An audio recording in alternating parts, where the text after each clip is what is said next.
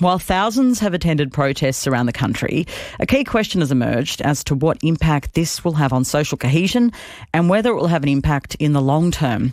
Peter Khalil is a Labor MP and chair of the Intelligence and Security Committee, and he joins me now. Peter, welcome to the program. Hi, Patricia. Good morning. Good morning to you too. How do you think this conflict has changed the country, and how are you seeing it play out in your community? Well, in many respects, we've faced not just a political storm, but really a moral storm. That people have really struggled with what they're seeing, the suffering and the loss of innocent life in this conflict. And people have expressed, and I think it's important that we always support their right to express their views, their strongly held views, to peacefully protest. And I've always backed in Australians' right to peaceful protest. Of course, it's unacceptable, though, that anyone, engages in hate speech or incitement of violence or a dehumanisation of people based on their ethnicity or their faith background. And one of the things and I've got a personal background as well, Egyptian background. My father, my grandfather, my uncles actually fought in 4 wars in the Egyptian army. And so we've been, for a long time, supportive of Palestinian justice, Palestinian self-determination, a Palestinian state. And, what I've at least chosen to do, because it's very hard, you can't sort of influence what's happening overseas, but you can choose not to engage in selective empathy. I've constantly talked about, with respect to our social cohesion, ensuring that people understand that we have a shared humanity, that we embrace that shared humanity, and that we are tolerant of people in the way that we go about expressing our views as well. It is very difficult because a lot of people have become very polarised during these past 6 weeks. But it is important to continually remind people and talk to people and listen to people about what they're feeling. And that's something I've tried to do, particularly with the Muslim Australian community in my electorate, to hear their stories and understand and acknowledge.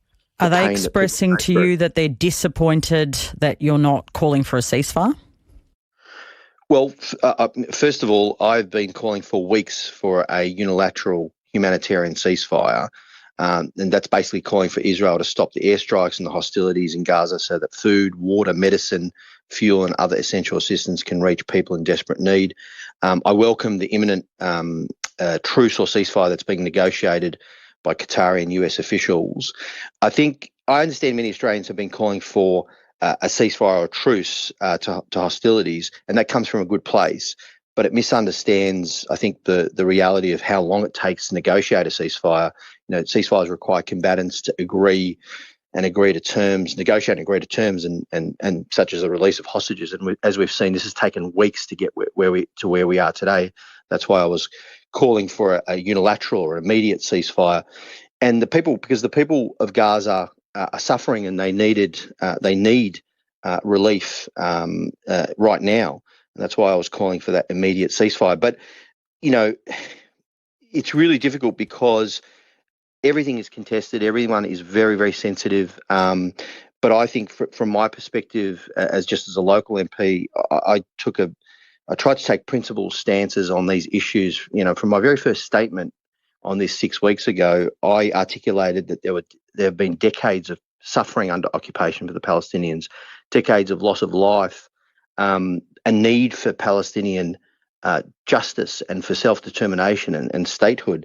But, of course, I made also the point that in no way does that decades of suffering justify the terrorist attacks that Hamas committed on the 7th of October. In fact, it set the Palestinian cause back. And we all want, Patricia, I think we all want an end to the violence, an end to the conflict, a resolution. And, we're seeing this current ceasefire could form the basis for a more sustained ceasefire, as the Foreign Minister has pointed out. But that, of course, would require further agreement around the release of all hostages and cessation of hostilities. And that's something that the international community, I think the international community has a huge responsibility. And the charge at the moment from all the people protesting, including outside your office, is that the international community is failing and not going far enough. Do you agree with their critique? Well, I think as I said, welcoming the imminent ceasefire, which I think is going to take effect today, that's so important because it's going to provide vital and necessary relief and humanitarian aid to millions of Palestinian civilians in Gaza, and it will see the return of some Israeli hostages to their families, and that these are good steps. As far as the international community's responsibility, I mean, my view on this, Patricia, is pretty clear. We cannot go back to the old paradigm. We cannot go back to the old paradigm of that cycle of violence and hatred.